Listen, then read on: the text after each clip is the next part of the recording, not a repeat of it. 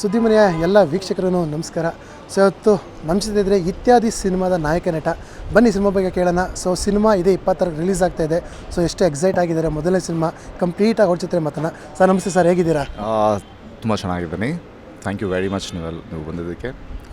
Sir ಇತ್ಯಾದಿ ಅಂದರೆ next ಅಂತ ಅರ್ಥ ಬರುತ್ತೆ. ಸೊ ಸಿನಿಮಾಗೆ ಟೈಟ್ಲ್ ಯಾಕೆ ಇತ್ಯಾದಿ ಅಂತಲೇ ಬಂದಿದೆ ಅಂತ? ಟೈಟಲ್ ಬಂದು ಇತಿ ಆ್ಯಂಡ್ ಆದಿ. ಅದು it's a combination of heroes name ಮತ್ತು ಹೀರೋಯಿನ್ ಹೆಸರು. ಹೀರೋಯಿನ್ ಹೆಸರು ಇತಿ, ಹೀರೋ ಹೆಸರು ಬಂದು ಆದಿ. ಸೊ ಇತ್ಯಾದಿ ಅಂತ ಆ ಥರ ಡಿಸೈನ್ ಮಾಡಿದ್ದಾರೆ ಅವರು. ಇನ್ನೊಂದು ಮೀನಿಂಗು ಬರುತ್ತೆ, ವಗೇರಾ ವಗೇರಾ ಅಂತ.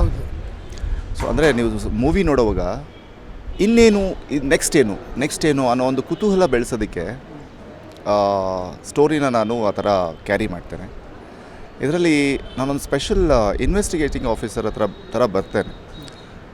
ಯಾಕೆ ಬಂದ, ಅದೇ ಊರಿಗೆ ಯಾಕೆ ಬಂದ, ಅವನು ಹುಟ್ಟಿದ ಊರಿಗೆ ಯಾಕೆ ಬಂದ, ಅದರಿಂದ ಸ್ಟೋರಿ ಏನು, ಆಮೇಲೆ ಈ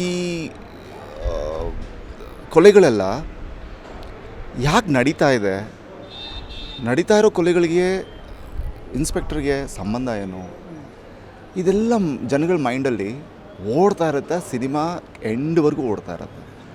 ಲಾಸ್ಟ್ 10 ಮಿನಿಟ್ಸ್ ಸಸ್ಪೆನ್ಸ್ ಇದೆ ನೋಡಿ, ಅಲ್ಲಿ ಭಾಳ ಒಂದು ವಿಷಯಗಳು ಕ್ಲಾರಿಟಿಗೆ ಬರುತ್ತೆ.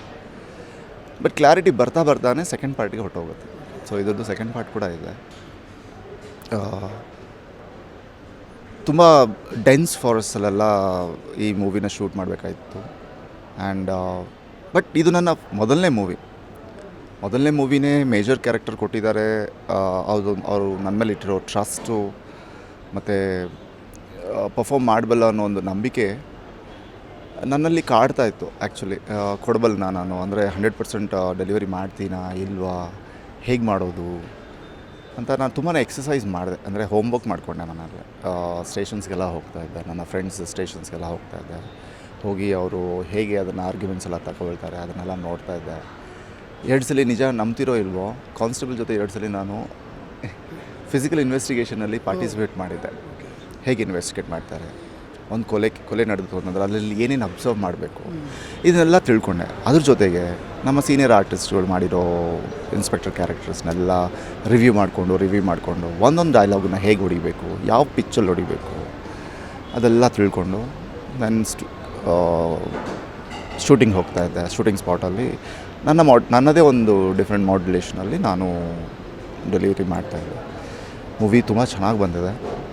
ಆ್ಯಂಡ್ ಪ್ರಾಮಿನೆಂಟಾಗಿ ನಾನು ಆ ಮೂವಿನಲ್ಲಿ ಕಾಣಿಸ್ಕೊಳ್ತಾ ಇರೋದು 1 hour 42 minutes ಕಾಣಿಸ್ಕೊಳ್ತೀನಿ. ಸೊ ಇಡೀ ಮೂವಿನಲ್ಲಿದ್ದೀನಿ ನಾನು.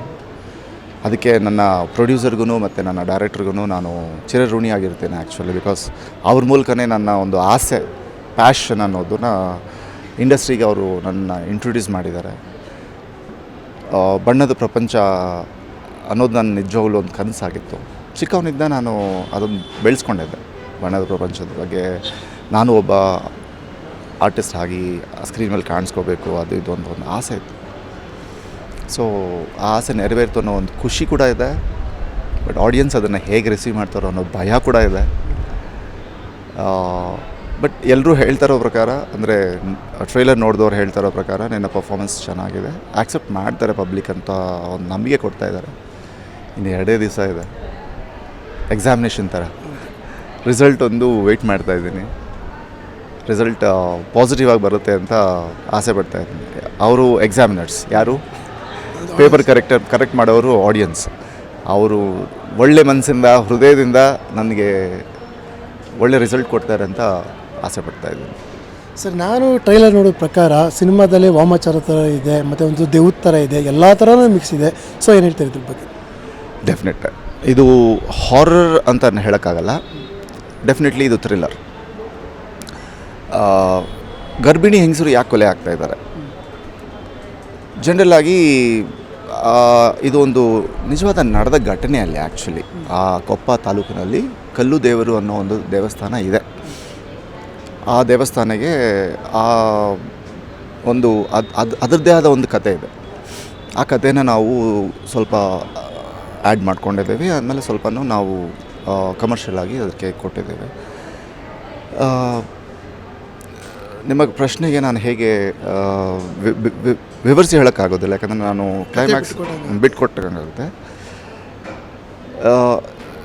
ಇನ್ಸ್ಪೆಕ್ಟರ್, ಹೀರೋಯಿನ್, ಹೀರೋ ಆ್ಯಂಡ್ ಇನ್ನೊಂದು ಕ್ಯಾರೆಕ್ಟರ್, ಇವ್ರು 4 ಜನಗಳ ಮಧ್ಯ ಆ story line twist and turn ಆಗ್ತಾ ಇರುತ್ತೆ. ಇವನ ಯಾರು ಅನ್ನೋದು ಒಂದು ಕುತೂಹಲ ಬೆಳೆಸ್ತಾ ಹೋಗ್ತೀವಿ. ಬಟ್ ಇಲ್ಲೊಂದು ಚಿಕ್ಕ ಲಾಜಿಕ್ ಅಂತಂದರೆ, ಇನ್ಸ್ಪೆಕ್ಟರ್ ಊರು ಬಿಟ್ಟು ಹೋಗಿದ್ದವನು ಆ ಊರಿಗೆ ಯಾಕೆ ಬಂದ, ಯಾಕೆ ಕರೆಸ್ಕೊಂಡ್ರು ಅನ್ನೋದೇ ಸಸ್ಪೆನ್ಸ್. ಸರ್, ಇನ್ನು ನಿಮ್ಮ ಮೊದಲನೇ ಸಿನಿಮಾ ನೀವು ಮಾಡ್ತಾ ಇದ್ದೀರಾ. ಸೊ ಎಷ್ಟು ಖುಷಿಯಾಗಿದ್ದೀರಾ ನಿಮ್ಮನ್ನು ನೀವು ದೊಡ್ಡ ಸ್ಕ್ರೀನಲ್ಲಿ ಆಡಿಯನ್ಸ್ ಕೂತ್ಕೊಂಡು ನೋಡೋದಕ್ಕೆ? ಒಳ್ಳೆ ಪ್ರಶ್ನೆ ಅದು ನನಗೆ, ಯಾಕೆಂದರೆ ಅದು ನನ್ನ ಕನಸು ಆ್ಯಂಡ್ ಚಿಕ್ಕವನಿಂದ ನಾನು ಬೆಳೆಸ್ಕೊಂಡು ಬಂದಿರೋ ಒಂದು ಆಸೆ. ಅದು ದೊಡ್ಡ ಸ್ಕ್ರೀನಲ್ಲಿ ಕಾಣಿಸ್ಕೋಬೇಕು. ಶಿವರಾಜ್ ಸರ್ನ ನೋಡಿದಾಗ, ರವಿಚಂದ್ರನ್ ಸರ್ನ ನೋಡಿದಾಗ, ಆ್ಯಂಡ್ ಸ್ವಲ್ಪ ಲೇಟ್ ಮೂವೀಸ್ ಇವರು ದರ್ಶನ್ ಹೊಸ್ದಾಗಿ ಬಂದಾಗ, ಸುದೀಪ್ ಸರ್ ಹೊಸ್ದಾಗಿ ಬಂದಾಗ ಅಂದ್ಬಿಟ್ಟು ದೇವ್ರು ಯಾಕೆ ನನಗೆ ಆ ಅವಕಾಶ ಕೊಡಲಿಲ್ಲ, ಯಾಕೆ ನನಗೆ ನಾನು ಮಾಡಬಲ್ಲ ಅಂತ ಹೇಳ್ಬಿಟ್ಟು ಅಮ್ಮ ಹತ್ರ ಅದೊಂದು ಯಾವಾಗಲೂ ಫೈಟ್ ಇರೋದು. ಚಿಕ್ಕವನಿಂದ ಮೂವೀಸ್ ರಿಲೀಸ್ ಆದಾಗ ನ್ಯೂಸ್ ಪೇಪರಿಂದ ಕಟ್ಔಟ್ಸ್ ಎಲ್ಲ ಕಟ್ ಮಾಡಿಕೊಂಡು ವಾರ್ಡ್ರೋಬಲ್ಲಿ ಪೋಸ್ಟ್ ಮಾಡಿಕೊಂಡು ನೋಡಿ ನಾನು ಕನ್ನಡಿ ಮುಂದೆ ಅವ್ರ ಥರನೇ ಆ್ಯಕ್ಟ್ ಮಾಡೋಕ್ಕೆ ಟ್ರೈ ಮಾಡ್ತಾಯಿದ್ದೆ. ಆ ಥರ ಆ ಪ್ಯಾಷನ್ನ ಬೆಳೆಸ್ಕೊಂಡು ಬಂದು ಕಾಲೇಜ್ ಲೈಫಲ್ಲಿ ಅವಕಾಶಗಳಿಗೋಸ್ಕರ ಯಾರನ್ನ ಅಪ್ರೋಚ್ ಮಾಡಬೇಕು, ಹೇಗೆ ಅದರಲ್ಲಿ ನಾನು ಹೋಗಲೇಬೇಕು, ಅದು ಹೇಗೆ ಹೋಗಬೇಕು ಅನ್ನೋ ಒಳಗೆ ಒಂದು ಫೈಟ್ ನಡೀತಾ ಇತ್ತು ನನಗೆ. ಅಪ್ಪನ ಹತ್ರ ಡಿಸ್ಕಸ್ ಮಾಡಿದಾಗೆಲ್ಲ ಅಪ್ಪ ವೆರಿ ಮಚ್ ಅಗೇನ್ಸ್ಟ್ ಆಗಿದ್ದರು. ಇಂಡಸ್ಟ್ರಿಗೆಲ್ಲ ಬೇಡ ನೀನು, ನಮ್ಮದೆಲ್ಲ ಮಿಡ್ಲ್ ಕ್ಲಾಸ್ ಫ್ಯಾಮಿಲಿದು, ಅದೆಲ್ಲ ದೊಡ್ಡವ್ರಿಗೆ ಸೇರಿದ್ದು, ಅದರಲ್ಲಿ ಬೀಳಬೇಡ ನೀನು, ಲೈಫ್ ಹಾಳು ಮಾಡ್ಕೋತೀಯ, ಅದು ಇದು ಅಂತ ಅವರು ನನ್ನನ್ನು ಹೆದರ್ಸೋಕೆ ಪ್ರಯತ್ನ ಮಾಡಿದ್ರು. ಅಂದರೆ ಅವ್ರ ಕೇರ್, ಅದು ಮಗನ ಬಗ್ಗೆ ಒಂದು ಕೇರ್, ಕರಿಯರ್ ಬಗ್ಗೆ ಅವ್ರು ಯೋಚನೆ ಮಾಡಿದಾಗ. ಬಟ್ ನಾನದು ಐ ನೆವರ್ ಲೆಫ್ಟ್ ಇಟ್. ಅಪ್ಪ ಆಫೀಸ್ಗೆ ಹೋಗ್ತಾಯಿದ್ದೆ. ಅಪ್ಪ ಗೌರ್ಮೆಂಟ್ ಎಂಪ್ಲಾಯಿ ಆ್ಯಕ್ಚುಲಿ. ಅಪ್ಪ ಆಫೀಸ್ಗೆ ಹೋಗ್ತಾಯಿದ್ದೆ ಅವಾಗ. ಸೊ ಗೌರ್ಮೆಂಟ್ ಎಂಪ್ಲಾಯಿ ಅಂದರೆ ಅವರು BSNL ವರ್ಕ್ ಮಾಡ್ತಾಯಿದ್ರು. So he was an accounts officer. ಎಲ್ಲರೂ ಅವ್ರ ಹತ್ರ ಬರ್ತಾಯಿದ್ರು ಅವ್ರವ್ರ ಬಿಲ್ಸ್ ತೊಗೊಂಡು. ಆ ಟೈಮಲ್ಲಿ ಒಂದು ಅಡ್ವರ್ಟೈಸ್ಮೆಂಟ್ ಮಾಡೋ ಅಂದರೆ ಪ್ರೊಡ್ಯೂಸರ್, ಅವ್ರನ್ನೇನಂತಾರೆ, ಕೋಆರ್ಡಿನೇಟರ್ಸ್ ಅಂತಾರೆ ಬೇಸಿಕಲಿ. ಕೋಆರ್ಡಿನೇಟರ್ ಬಂದಿದ್ದರು. ಅವ್ರು ಡಿಸ್ಕಸ್ ಮಾಡ್ತಾಯಿದ್ರು ಅಪ್ಪನ ಹತ್ರ. ಇದು ನೀವೇನು ಮಾಡ್ತೀರ ಅಂತ ಅಪ್ಪ ಕ್ವೆಶನ್ ಹಾಕಿದ್ರು. ಸೊ ಈ ಥರ ನಾನು ಆ್ಯಡ್ ಫಿಲಿಮ್ಸ್ ಎಲ್ಲ ಮಾಡ್ತೀನಿ. ತಕ್ಷಣ ನನ್ನ ಪಕ್ಕದಲ್ಲಿದ್ದೀನಲ್ಲ, ಆ್ಯಡ್ ಫಿಲಿಮ್ಸ್ ಅಂದರು. ಫಿಲಿಮ್ಸ್ ಅಂದ ತಕ್ಷಣ ಅಪ್ಪ ಸ್ವಲ್ಪ ಮಾತಾಡೋಪ್ಪ, ಅಷ್ಟು ಪುಷ್ ಸರಿ ಇರೋ ಅಂತ ಅಪ್ಪ ಅವರಿದ್ದು. ಏನು ಸರ್ ನಿಮ್ಮ ಮಗ ಏನು ಕೇಳ್ತಾ ಇದ್ದಾನೆ? ಅವ್ನು ಹುಚ್ಚು ರೀ, ಅವ್ನು ಸಿನಿಮಾ ಅಂತ ಸಾಯ್ತಾನೆ, ಅವ್ನು ಸಿನಿಮಾದಲ್ಲಿ ಬರಬೇಕು ಅಂತ ತುಂಬ ಆಸೆ ಇದೆ ಅವನಿಗೆ, ಏನಾದರೂ ಕೊಡಿ ಅಂತ ಹೇಳಿದ್ರು. ನಾನು ಆ್ಯಡ್ ಫಿಲ್ಮ್ಸ್ ಮಾಡ್ತೇನೆ ಸರ್, ಫಿಲ್ಮ್ಸಲ್ಲೆಲ್ಲ ಇಲ್ಲ, ಡೌನ್ ಆಗಿಬಿಟ್ಟೆ. ಅಯ್ಯೋ ಇದು ಆ್ಯಡ್ ಫಿಲ್ಮ್ಸ್ ಅಂತಾರೆ, ಫಿಲ್ಮ್ಸ್ ಅಲ್ಲ ಅಂತಾರೆ. ಏನು ಪುಟ್ಟ ಮಾಡ್ತೀಯಾ? ಅವಕಾಶ ಕೊಟ್ಟರೆ ಮಾಡ್ತೀನಿ ಅಂಕಲ್ ಅಂತ ಹೇಳ್ತಾ ಇದ್ದೆ. ಅವಾಗ ನಾನು ಅಟ್ ವಾಸ್ 14-15 ಇಯರ್ಸ್ ಇತ್ತು ನಾನು. ಸೊ ಒಂದು ಫ್ರೂಟ್ ಜ್ಯೂಸ್, ಅದು ಆ ಫ್ರೂಟ್ ಜ್ಯೂಸ್ ಆ್ಯಡ್ಗೆ ನನ್ನನ್ನು ತಗೊಂಡ್ರು. ಸೊ ಅಲ್ಲಿ ನನಗೆ ಒಂಥರ ಹೆಮ್ಮೆ ಫೀಲ್ ಆದೆ. ನಾನು ಟಿ ವಿನಲ್ಲೆಲ್ಲ ಬಂದಿದ್ದೀನಿ ಹಾಗೆ ಹಿಂಗೆ ಅಂತ ಹೇಳ್ಬಿಟ್ಟು. ಅಲ್ಲಿಂದ ನನ್ನ ಜರ್ನಿ ನಾನು ಬಿಡದೇನೆ ಹಠ ಮಾಡಿಕೊಂಡು ಗ್ರ್ಯಾಜುಯೇಷನ್ ಕಂಪ್ಲೀಟ್ ಮಾಡಿ ಪ್ರೊಡ್ಯೂಸರ್ಸ್ ಆಫೀಸಸ್ ಸುತ್ತೋದು, ಡೈರೆಕ್ಟರ್ಗಳ ಆಫೀಸಸ್ ಸುತ್ತೋದು, ಇದೆಲ್ಲ ಮಾಡ್ತಾಯಿದ್ದೆ. ಫ್ರೆಂಡ್ ಕದ್ದು ಮುಚ್ಚಿ ಅಪ್ಪನ ಗೊತ್ತಾಗದೆ ಫ್ರೆಂಡ್ಸನ್ನ ಕರ್ಕೊಂಡೋಗಿ ಕದ್ದು ಮುಚ್ಚಿ ನಾನು ಒಂದು ಕ್ಯಾಮ್ರಾಮನ್ ಹತ್ರ ಹೋಗಿ ಪೋರ್ಟ್ಫೋಲಿಯೋಸ್ ಎಲ್ಲ ಮಾಡಿಕೊಂಡು ಈ ಥರ ಮಾಡಿದ್ದೆ. ಈಗ ನನ್ನನ್ನು ಸ್ಕ್ರೀನ್ ಮೇಲೆ ನಾನು ನೋಡ್ಕೊಳ್ಳೋವಾಗ ಅದೆಲ್ಲ ನೆನಪಾದಾಗ ಅದು ಹೇಳ್ಕೊಳಕ್ಕಾಗದೇ ಇರೋವಂಥ ಒಂದು ಸಂತೋಷ. ಸ್ಕ್ರೀನ್ ನಾನು ಅನ್ನೋದ್ರ ಬಿಟ್ಟರೆ ನನ್ನನ್ನು ಹೇಗೆ ನೋಡ್ತಾರೆ, ರವಿಚಂದ್ರನ್ ಸರ್ರನ್ನು, ರಾಜ್ಕುಮಾರ್ ಸರ್ರನ್ನು, ಶಿವರಾಜ್ಕುಮಾರ್ ಸರ್ರನ್ನು ಮೆಚ್ಚಿಬಿಟ್ಟು ಚಪ್ಪಾಳೆ ತಡ್ತಾರಲ್ಲ, ಆ ಥರ ತಡ್ತಾರ ಅನ್ನೋ ಒಂದು ಕ್ಯೂರಿಯಾಸಿಟಿ ನನ್ನಲ್ಲಿ ನಾಳಿದ್ವರೆಗೂ ಇರುತ್ತೆ. ಬಟ್ ಆಸೆಯಿಂದ ಕಾಯ್ತಾ ಇದ್ದೀನಿ ಆಡಿಯನ್ಸ್ ನನ್ನ ಪರ್ಫಾರ್ಮೆನ್ಸ್ನ ಇಷ್ಟಪಡ್ತಾರೆ ಅಂತ ಹೇಳ್ಬಿಟ್ಟು. ಟ್ರೈಲರ್ ನೋಡಿದವರೆಲ್ಲ ಹೇಳಿದ್ದಾರೆ ಚೆನ್ನಾಗಿ ಮಾಡಿದ್ದೀರಾ ರೀ ಅಂತ. ಬಟ್ ನನಗೆ audiences R my answer. Next projects ಯಾವ್ದಾದ್ರು ಮಾಡ್ತಾ ಇದ್ದೀರಾ? ನೆಕ್ಸ್ಟ್ ಪ್ರಾಜೆಕ್ಟ್ ಬಂದು ಒಂದು ತಮಿಳ್ ಮೂವಿ ಸೈನ್ ಅಪ್ ಮಾಡಿದ್ದೀನಿ. 40-50% ಮೂವಿ ಮಾಡಿದ್ದೀನಿ. ವೇಣು ಅಂತ ಮೂವಿ ಹೆಸರು. ಅದರಲ್ಲಿ ನಾನೊಂದು ವೆರಿ ಇನ್ನೋಸೆಂಟ್ ವಿಲೇಜ್ ಪರ್ಸನ್, ಜಾಲಿಯಾಗಿ ಹುಡುಗರ ಜೊತೆ ಎಲ್ಲ ಸುತ್ತಾಡೋ ಮೂವಿ ಅದು. ಹಾಗೆ ಒಂದು ಹುಡುಗಿ ಜೊತೆ ಪರಿಚಯ ಆಗುತ್ತೆ. ಒಂದು ಟೀಚರ್ ಥರ ಬರ್ತಾರೆ ನಮ್ಮ ಹಳ್ಳಿಗೆ, ಪರಿಚಯ ಆಗುತ್ತೆ. ಆ ಥರ ಸ್ಟೋರಿ ಲೈನ್ ತುಂಬ ಸೀರಿಯಸ್ ಆಗಿ ಹೋಗುತ್ತೆ. ಸಡನ್ ಜಾಲಿನೆಸ್ಸಿಂದ ಕಂಪ್ಲೀಟ್ ಹೈ ಪಿಚ್ ಸೀರಿಯಸ್ನೆಸ್ ಹೊರಟೋಗುತ್ತೆ. In that I am performing as a hero. ಕನ್ನಡದಲ್ಲಿ ಡೂಡ್ ಅನ್ನೋ ಒಂದು ಮೂವಿ ನನ್ನ ಫ್ರೆಂಡ್ ಮಿಸ್ಟರ್ ತೇಜ್ ಜೊತೆ ನಾನು ಮಾಡ್ತಾಯಿದ್ದೀನಿ. He is offered me actually. Character ಎಂಥದ್ದು ಅನ್ನೋದು ಎರಡು ಆಪ್ಷನ್ ಕೊಟ್ಟಿದ್ದಾರೆ. ನೆಗೆಟಿವ್ ರೋಲ್ ಒಂದು ಪಾಸಿಟಿವ್ ರೋಲು. ಅವರು ಇನ್ನೂ ಈ ಮಾತುಕತೆ ನಡೀತಾ ಇದೆ.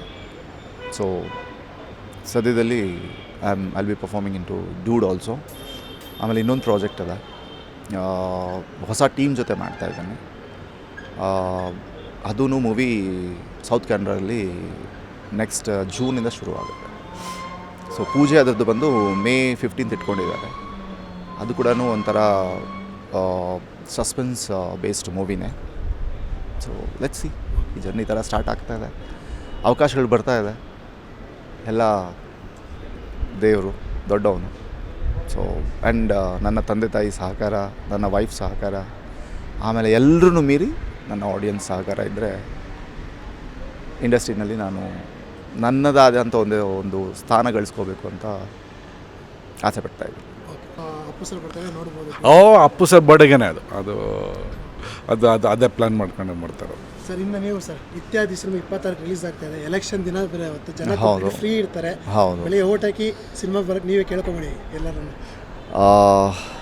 ಎಲ್ಲ ಆಡಿಯನ್ಸಿಗೆ ನಾನು ಕೇಳ್ಕೊಳ್ಳೋದು ಒಂದೇ, ವೋಟ್ ಮಾಡ್ತೀರಾ, ಅದೇ ಥರ ನನ್ನ ಪರ್ಫಾರ್ಮೆನ್ಸ್ಗೂ ನೀವು ವೋಟ್ ಮಾಡ್ತೀರಾ, ರೈಟ್ ಆಪರ್ಚುನಿಟೀಸ್ ಕೊಡ್ತೀರಾ ಅನ್ನೋ ಒಂದು ಆಸೆಯಿಂದ ನಿಮ್ಮ ಹತ್ರ ಬೇಡ್ಕೋತಾ ಇದ್ದೀನಿ. ದಯವಿಟ್ಟು ಎಲ್ಲರೂ ಸಿನಿಮಾ ನೋಡಿ, ವೋಟ್ ಮಾಡಿ ತಕ್ಷಣ ಥಿಯೇಟ್ರಿಗೆ ಹೋಗಿ ನನ್ನ ಪರ್ಫಾರ್ಮೆನ್ಸ್ ನೋಡಿ, ಅಲ್ಲಿ ನನ್ನನ್ನು ವೋಟ್ ಮಾಡಿ ಪ್ಲೀಸ್. ಗುಡ್ ಆರ್ ಬ್ಯಾಡ್ ಏನಿದ್ರೂ ಸಹ ನಿಮ್ಮ ಜೆನ್ಯೂನ್ ರಿವ್ಯೂಸ್ ನನಗೆ ಕೊಡಿ. ಅದರಿಂದ ನನ್ನ ಪರ್ಫಾರ್ಮೆನ್ಸ್ನ ಇನ್ನೂ ಇಂಪ್ರೂವೈಸ್ ಮಾಡ್ಕೊಳ್ಳೋಕ್ಕೆ ಅವಕಾಶ ಸಿಗುತ್ತೆ. ಪದೇ ನಿಮ್ಮ ಮುಂದೆ ಒಳ್ಳೆ ಪರ್ಫಾರ್ಮೆನ್ಸ್ ಜೊತೆ ಬರ್ತೇನೆ. Thank you. Okay, thank you sir. ಒಳ್ಳೆಯದಾಗಲಿ ನಿಮಗೆ. All the best. 26 cinema release ಆಗ್ತಾ ಇದೆ. ಒಳ್ಳೆಯದಾಗಲಿ. Thank you so much. ಇದಿಷ್ಟು ಇತ್ಯಾದಿ ಸಿನಿಮಾದ ನಾಯಕ ನಟ ಅವರ ಒಂದು ಮಾತುಕತೆ. ಸೊ 26 ಸಿನಿಮಾ ರಿಲೀಸ್ ಆಗ್ತಾ ಇದೆ, ಎಲೆಕ್ಷನ್ ಇದೆ, ಓಟ್ ಹಾಕಿ ಸಿನಿಮಾ ನೋಡಿ ಮಾತ್ರ ಮರಿಬೇಡಿ. Thank you so much. Cameraman Shyam ಜೊತೆ ಮಧು, ಸುದ್ದಿ ಮನೆ.